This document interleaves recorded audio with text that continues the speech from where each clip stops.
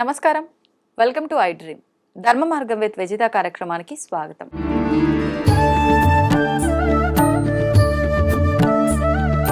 ప్రస్తుతం మనతో పాటు ఉన్నారు ప్రముఖ ఆధ్యాత్మికవేత్త, జ్యోతిష్య పండితులు బ్రహ్మశ్రీ వీరాపురపు సుబ్రహ్మణ్య స్వామి గారు. ఇప్పుడు వారితో మాట్లాడేద్దాం.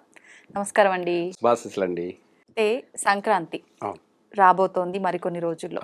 సంక్రాంతి అనగానే 3 రోజుల పండగగా మనందరం కూడా జరుపుకుంటూ ఉంటాం.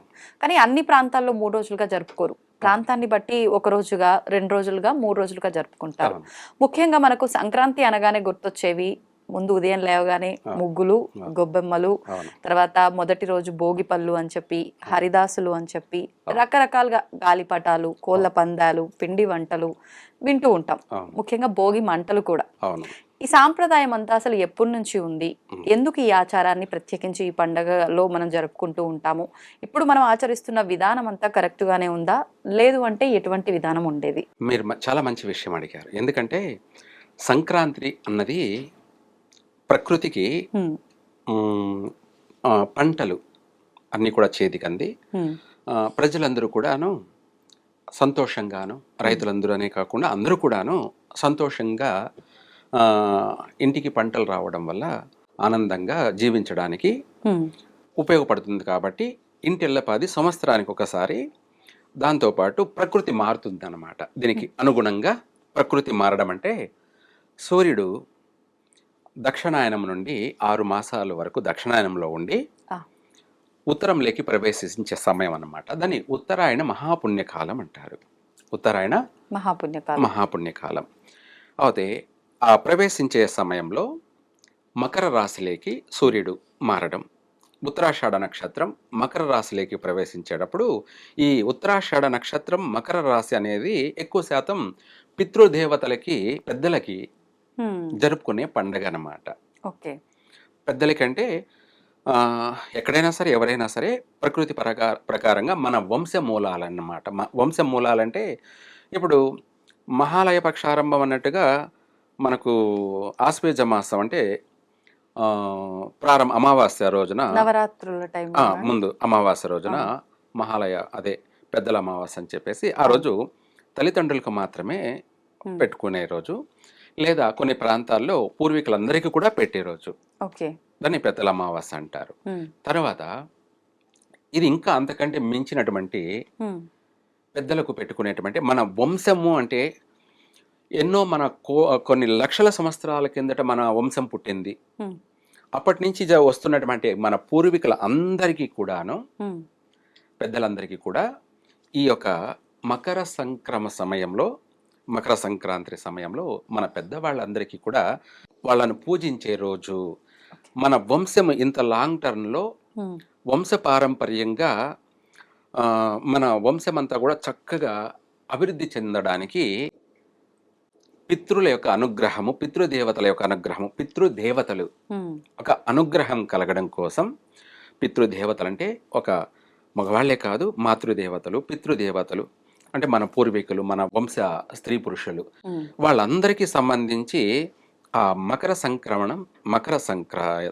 సంక్రాంతి అంటాం కదా, ఆ సమయంలో వీలైనంత వరకు మధ్యాహ్న సమయంలో రెండవ రోజు జరుపుకునే పండగ కాబట్టి దానికి సంబంధించి ముందుగా ఆ సమయంలో మన పూర్వీకులందరికీ సంబంధించి వాళ్లకు వస్త్రాలు, బట్టలు, వాళ్ళకి ఇష్టమైనటువంటి పదార్థాలన్నీ కూడా చేసి, వాళ్ళకి ఇష్టమైన పదార్థాలు, మనకిష్టమైన పదార్థాలు కాదు. అంటే వాళ్ళందరికీ ఇష్టమైన పదార్థాలు ఏమిటి అనేది తెలియడం కంటే కూడా మన నాన్నకి, లేదంటే మన తాతకి, వీళ్ళకు ఏమిటి ఇష్టం అనేది మనకు తెలుస్తుంటుంది, అర్థమవుతుంది. అలా మనం అన్ని పిండి వంటలు కూడా చేసి వాళ్ళకి పెట్టి నైవేద్యంగా, అలాగే వాళ్ళకి ఏ వస్త్రం అంటే, ఏ కలర్ వస్త్రం అంటే ఇష్టం కూడా చూసుకొని అదే కలరు వర్ణము కూడినటువంటి వస్త్రాలు, బట్టలు తీసుకొని వచ్చి పెట్టుకొని మనము పూర్తిగా సాంబ్రాణి వేసి ధూపదీప నైవేద్యం అన్ని కూడా జరిపించిన తర్వాత ఆ నైవేద్యాలన్నిటి కూడా కలిపి, మనం చేసిన పిండి వంటలన్నీ కూడా కలిపి ఒక ముద్ద కానీ, లేదంటే 3 ముద్దలు కానీ, లేదా 5 ముద్దలు కానీ, లేదా 9 ముద్దలు కానీ, లేదా 7 కూడా, 3, 5, 7, 9 ముద్దలు ఏర్పాటు చేసి ఇందులో ఒక ముద్దని కాకులకి, ఒక ముద్దని గంగకి, ఏమిటి గంగకి. గంగాదేవికి సమర్పించాలి. నీళ్ళలో వదలాలా? నీళ్ళలో వదలాలి. నదిలో? ఎక్కువ శాతం వీలైనంత వరకు మనకు పారే నది ఉంటే పారే నీళ్ళల్లో వదలొచ్చు, లేదంటే చెరువులో వదలొచ్చు, ఒకవేళ దగ్గరగా లేవు అంటే బావిలో వదలొచ్చు. అది కూడా లేకపోతే బావి కూడా లేదు అంటే మన సంపులో అయినా వదలొచ్చు, కానీ సంపులో వదలకపోవడం మంచిది. ఇక్కడ మనం రెండోది అక్కడ గంగకు వదలడం.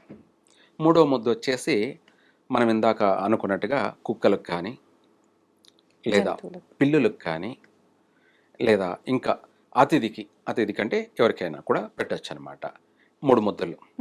ఈ 3 ముద్దల్లో లేదు 5 ముద్దలు అంటే కూడా అందులో ఇంకొక ముద్దని తీసుకొని ఆవుకు పెట్టి ఒక ముద్దని ఇంట్లో అందరూ కూడా ప్రసాదం కింద స్వీకరించాలి. ఇప్పుడు ఈ 3వ ముద్ద అతిథికి అని అంటే అలా ఎవరు కూడా పితృదేవతలకు సంబంధించింది ఒకటి పెడుతున్నారు అంటే తీసుకోరు. అలా కాకుండా భోజన రూపంలో ఇంటికి అతిథిగా పిలుచుకొని వాళ్ళ తరపున భోజనాలు పెట్టే విధానం మనం ప్రతిరోజు కూడా మనం భోంచేసేటప్పుడు ముఖ్యంగా ఎవరైనా సరే ముందుగా అతిథి తీసి పెట్టాలి, పక్కన పెట్టాలా. నిత్యము ప్రతిరోజు కూడా ప్రతినిత్యం కూడా మనము అతిథి కంటే ఎవరికైనా కానీ మనం ఒక ముద్ద తీసి పక్కన పెట్టి మిగతాని మనము భోంచేయాలి. ఇది అతిథి సత్కారం. అతిథికి మనము దేవుడికని చెప్పవచ్చు, లేకపోతే అతిథికని చెప్పవచ్చు, ఎవరికైనా అది మనం తీసి ఇప్పుడు ప్రతినిత్యం మనం తీస్తున్నాం అలా ఒక ముద్ద ఫస్ట్ పక్కకి అని అంటే దాన్ని మళ్ళీ తీసి డస్ట్బిన్ లో వేస్తుంటాం కదా. సంబంధం లేదు, అది సంబంధమే లేదు. అది ప్రకృతి సాక్షి, ప్రకృతికి మనము సమర్పించేస్తాం, అయిపోయింది. నువ్వు అది డస్ట్బిన్ లో వేసావా లేకపోతే బయట వేస్తే కుక్కలు తిన్నాయా చీమలు తిన్నాయా అనేది సంబంధం లేదు. చీమలు తిన్నా కూడా అతిథే. ఇప్పుడు సంక్రాంతి రోజు ఈ విధమైన ఆచారం దాంతో పాటు అది కంటిన్యూ మనం మామూలుగా ఆ రోజు ఒకరోజు చేసుకోవాలి. ముందు రోజు అండి భోగి రోజు అది కూడా చెప్దాము. అయితే దీనికి సంబంధించి ముందుగానే మనము ఆనందాన్ని సంతోషాన్ని వ్యక్తం చేస్తూ ఈ మకర సంక్రాంతి ఆ ఉత్తరాయణంలోకి సూర్యుడు ప్రవేశించే సమయాన్ని బట్టి మనం ముందు రోజే రెండోది ప్రకృతి ఏంటంటే చలి, అందరికీ ప్రకృతిలో మార్పులు ఉన్నాయి కాబట్టి చలి వేస్తూ ఉంటుంది. దానికి సంబంధించి భోగి మంటలను వేయడం, మన ఇంటి ముందు ఒక హోమం చేసినటువంటి ఫలితం. ప్రతి ఇంటి ముందు హోమం చేసి అంటే చాలా మంది ఏం చేస్తారంటే ఏదైనా దోషం ఉంటేనో, నక్షత్ర దోషం ఉంటేనో, నక్షత్ర పాద దోషం ఉంటే, శాంతి ఉంటేనో, లేకపోతే ఇంకేదన్నా సరే వాళ్ళ కోరికల కోసం ప్రత్యేకంగా హోమం చేసుకుంటారు. అలా కాకుండా ప్రతి ఇంటి ముందు, ప్రపంచమంతా కూడా ప్రతి ఇంటి ముందు ఇది హోమం జరిపించడం. కాకపోతే ఇక్కడ పండితుడు ఉన్నాడు, వాళ్ళే దాన్ని హోమం జరుపుతారు. చాలా మంది ఈ భోగి మంటల విధానాన్ని ఇంట్లో ఉన్న పాత వస్తువులు, చెక్క సంబంధించిన వస్తువులు వేస్తుంటారు కదా, అలానే ఆచరించాలి ఈ విధానం. వాస్తవం. మన ముఖ్యంగా చెప్పాలి అంటే వాస్తవంగా మనము కొత్తగా కట్టెలు, కంప అని చెప్పేసి, లేదంటే ఇంకేదైనా సరే బయట ఉన్నటువంటి చెదులు పట్టినటువంటి ఇవన్నీ కూడా తీసుకొని, మేమైతే మాకు చిన్నప్పుడు ఎర్రచందనము, దూలాలు, కూసాలు, స్తంభాలు అని చెప్పేసి ఉండేటివి, అవి వేసేవాళ్ళం. ఇది శ్రీగంధం కూడా ఉండేటివి, శ్రీగంధము, ఎర్రచందనము, ఇటువంటివన్నీ కూడా వేస్తూ వాటితో పాటు మీరు అన్నట్టుగా పాత వస్తువులన్నీ కూడా, పాతవి అంటే చాటలు, పొరకలుగా వేసేవాళ్ళు. మేమైతే వెయ్యమవి. పాతవన్నీ కూడా, పాత బట్టలు, ఇవన్నీ కూడా పాత వస్తువులన్నిటినీ కూడా బట్టలు కూడా వేస్తారు. బట్టలు కూడా కొంతమంది వేస్తారు. నేను అదే చెప్తున్నాను, మేము వెయ్యం. మామూలుగా చాలా మంది ఇవన్నీ కూడా పాతవన్నీ కూడా అందులో వేసేసి పాత చాటలు, పాత పొరకలు, పాత వస్త్రాలు ఇవన్నీ కూడా కాల్ చేస్తారు. మన అసలు విధానం ఏంటి? ఇవన్నీ వేయొచ్చు అంటారా? వేయొచ్చా వేయకూడదు అనేది ఏమీ లేదు. అయితే వాళ్ళు చేసే వాళ్ళ యొక్క ఇష్టానుసారము. అయితే అది ఆ విధంగా అందరూ వేయచ్చా అంటే అందరూ వేయకూడదు. అందరూ అంటే యజ్ఞోపవీతం ధరించినటువంటి వాళ్ళు ఈ పాత చాటల్ని, పాత పొరకాలని, పాత వస్తువుల్ని వేయకూడదు. పాత వస్తువుల్ని అంటే మన వస్త్రాలు ఇటువంటివి కూడా వేయకూడదు అనమాట. మిగతా వాళ్ళు వేయచ్చు, మిగతా వాళ్ళు వేసుకోవచ్చు. యజ్ఞోపవీత ధారణ చేసినటువంటి వాళ్ళు, పాండిత్యం అంటే వేద పఠించినటువంటి వాళ్ళు కానీ, లేదు నియమనిష్టలు, ఆచారాలని ఆచరించే వాళ్ళు కానీ, వీళ్ళెవరు కూడా వీటిని వేయకూడదు. ఓన్లీ కట్టెలతో మాత్రమే ఆ హోమాన్ని మనము చలిమంట వేసుకోవాలి. అది చలిమంట అనొచ్చు. అది ఇంటికి మన ప్రతి ఇంటి ముందు హోమం అని అగ్నిదేవుడిని ఆహ్వానం చేసుకోవడం, అగ్నిహోత్రుడిని మన ఇంటి ముందు నిలుపుకోవడం, అది కూడా ప్రపంచవ్యాప్తంగా వెలుగు, ప్రపంచవ్యాప్తంగా వెలుగు. ఒక వెలుగుని నింపుకోవడం. అలాగే మనము ఆ చలిమంట కాంచుకున్న తర్వాత దాంట్లోనే మనం నీళ్లు కూడా హ్మ్.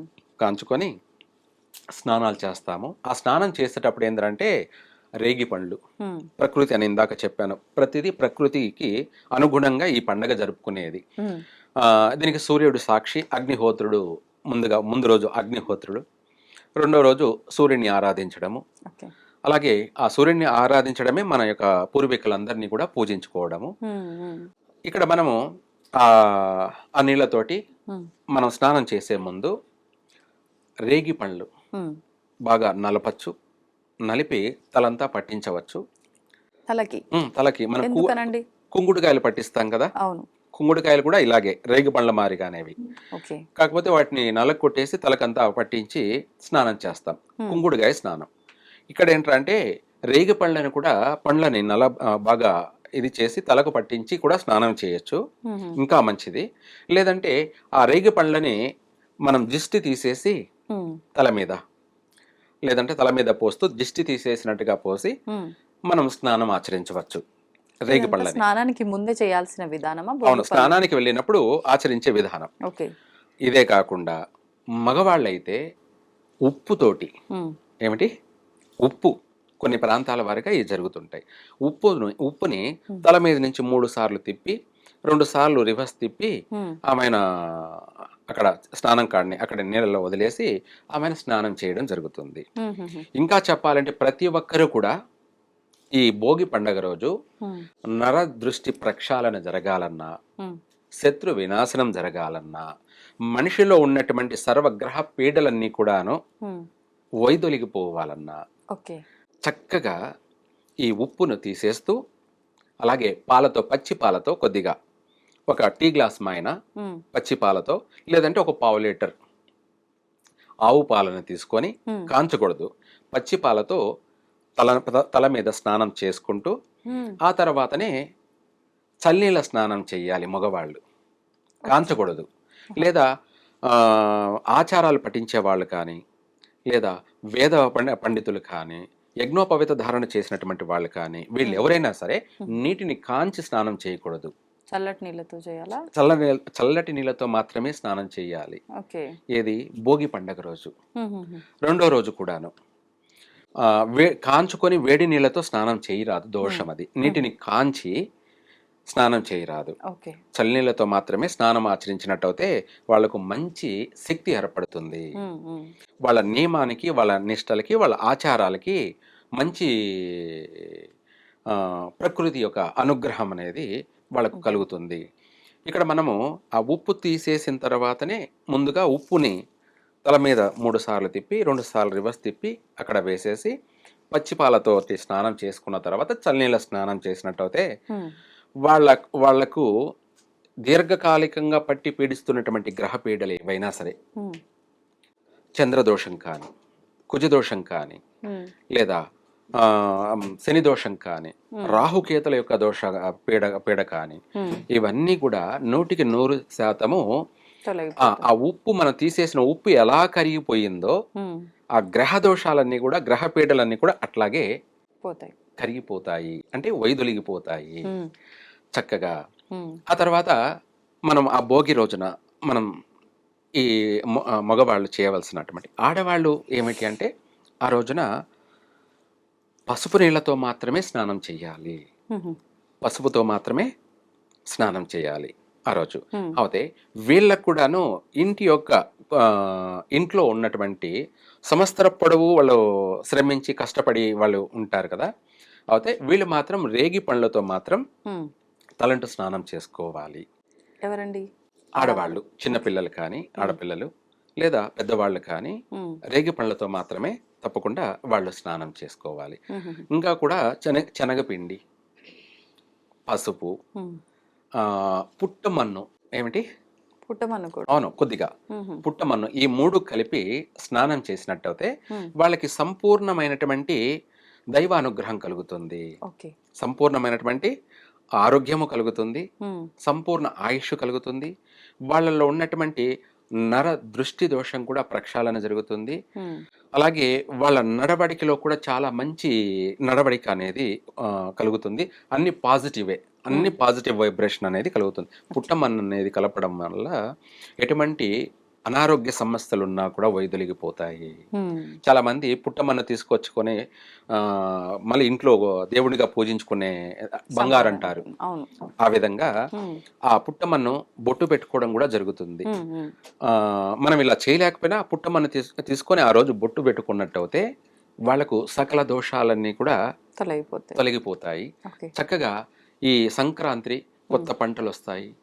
అంతేకాకుండా ఇంటిల్లపాది అందరూ కూడా కొత్త బట్టలు తెచ్చుకొని పిండి వంటలన్నీ కూడా చేసుకొని ఈ పిండి వంటలన్నీ కూడా పెద్దవాళ్లకు పెట్టుకుంటూ తర్వాత మనం వాళ్ళ పేర్ల మీద సంతోషాన్ని, ఆనందాన్ని వ్యక్తపరిచేటువంటి పండగే భోగి పండగ, మకర సంక్రాంతి.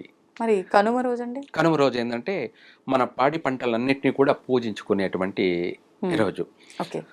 మూడో రోజు మనం పంటల్ని, పశువుల్ని ఎక్కువగా గోపూజ అన్నది కూడాను మనకు అనాదిగా వచ్చేటువంటి ఆచారము.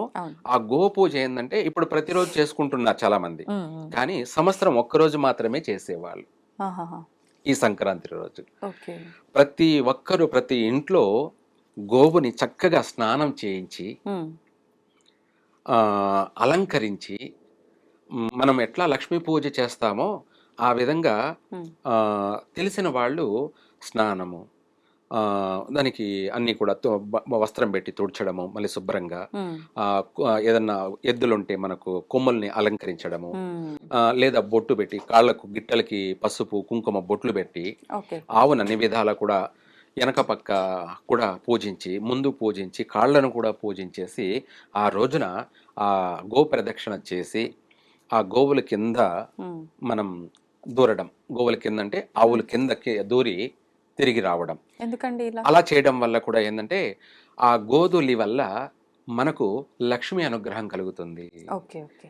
లక్ష్మి యొక్క అనుగ్రహం, ఇంకా చెప్పాలంటే సర్వ సకల దేవతల యొక్క సంపూర్ణ అనుగ్రహం కలుగుతుంది. అంటే ఒక పాజిటివ్ ఎనర్జీ అనేది కలుగుతుంది. మనలో ఉన్నటువంటి 10,000 దోషాలైనా సరే, 10,000 నెగిటివ్ అయినా సరే, ఎటువంటి భూత ప్రేత పిశాచ రాక్షస గణారిష్టాది దోషాలైనా కూడాను ప్రక్షాళన జరిగిపోతుంది. మనం స్నానం చేస్తే మన శరీరం పైన మురికిపోయినట్టుగానే మన తలరాత కూడా స్నానం జరిగిపోతుంది గోవు కింద దూరడం వల్ల. ఇది సంక్రాంతి మీరు అన్నట్టుగా మకర కాకుండా కనుమ పండుగ రోజు చేసేటువంటి తంతు.